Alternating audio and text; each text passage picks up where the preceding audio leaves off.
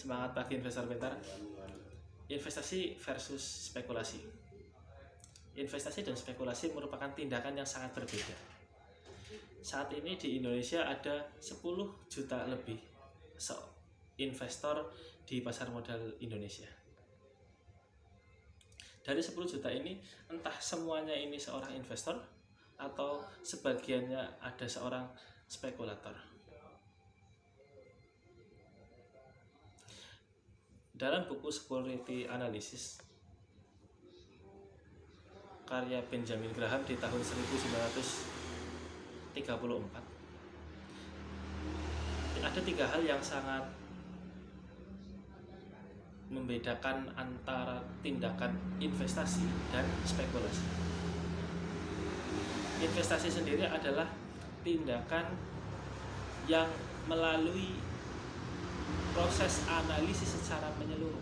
Ya, jadi sebelum orang ini bisa dikatakan sebagai seorang investor itu ketika saat dia mau berinvestasi itu melakukan analisis yang sangat menyeluruh, sangat komprehensif. Sebagai contoh, kita berinvestasi di pasar modal, ditaruhlah di saham. Di balik lembar saham itu ada sebuah perusahaan yang terus beroperasi. Kita harus tahu nama perusahaannya apa, produk dan jasa apa yang dihasilkan, siapa para manajemennya, direksi dan komisarisnya, kita harus tahu itu. Lalu posisi keuangan, berapa ekuitasnya, berapa hutangnya, berapa pendapatannya, serta berapa keuntungan bersihnya, kasnya ada berapa. Lalu kita analisis dengan harga di pasar ada berapa. Jangan sampai kita membeli saham dengan harga yang sangat tinggi di atas nilai bukunya, di atas nilai ekuitasnya. Nah, ini yang menjadi perbedaan pertama, yaitu menganalisis secara menyeluruh. Yang kedua itu menjanjikan keamanan. Nah, menjanjikan keamanan ini di sini, jadi seorang yang mau berinvestasi atau seorang investor itu harus adanya